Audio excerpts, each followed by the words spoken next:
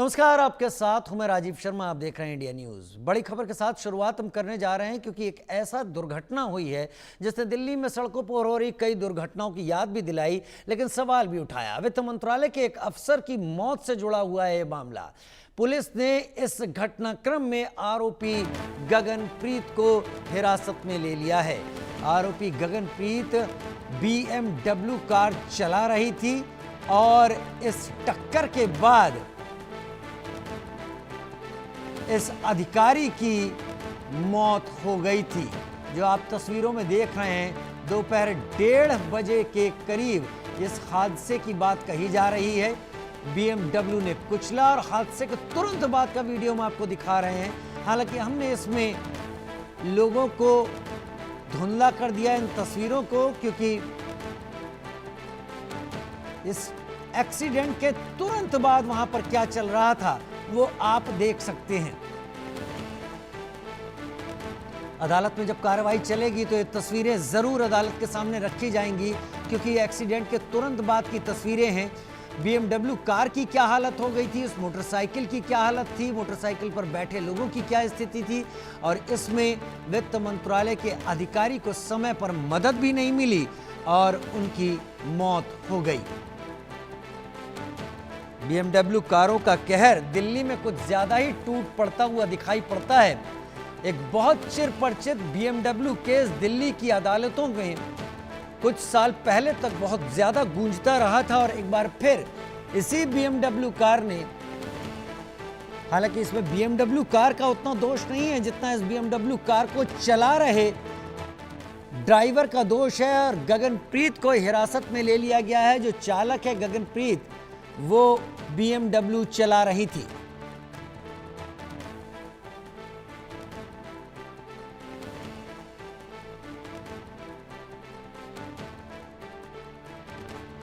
दिल्ली में सड़क पर मौत की टक्कर। एक बार फिर से अपने दर्शकों को बता दें कि वित्त मंत्रालय के अफसर की मौत का यह मामला है, जहां पर चालक गगनप्रीत को हिरासत में ले लिया गया है। आरोपी गगनप्रीत BMW चला रही थी। तस्वीरों में देखिए, चेहरा ढका हुआ है इस आरोपी का, जिसको गिरफ्तार किया गया है। अदालत में पेश किया जाएगा मेडिकल के बाद। और वित्त मंत्रालय के अधिकारी की इस हादसे में मौत हो गई थी, उनकी पत्नी घायल हो गई थी। जावेद हुसैन मेरे साथ इस वक्त जुड़ गए हैं। जावेद, जरा विस्तार से बताइए, कहां से गिरफ्त में लिया गया, बाकी क्या जानकारियां हैं जो पुलिस बता पा रही है?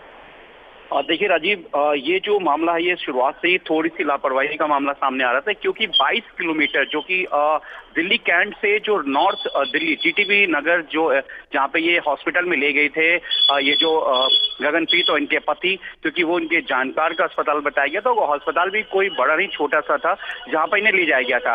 फिलहाल इस पूरे मामले में जो जानकारी मिल रही है कि दिल्ली पुलिस ने कस्टडी में ले लिया है इन्हें, और कस्टडी में लेकर अब इन्हें जो लीगल तरीके से पूछताछ की जाएगी, और पूछताछ के दौरान जो है वो तमाम चीजों को लेकर जानकारी की जाएगी। क्योंकि आपको मैं बता दूं कि BNS सेक्शन के अंदर में दिल्ली पुलिस ने जो है एविडेंस डिस्ट्रॉय के तहत भी मामला दर्ज किया, यानी कि सबूत में भी छेड़छाड़ किया गया है। और आई विटनेस के बेस पर ही दिल्ली पुलिस ने इस पूरे मामले को कहीं ना कहीं इन्वेस्टिगेशन आगे बढ़ाई, क्योंकि आई विटनेस ने बताया कि एक टैक्सी को लेकर ये हस्बैंड वाइफ जो है वहां से निकले।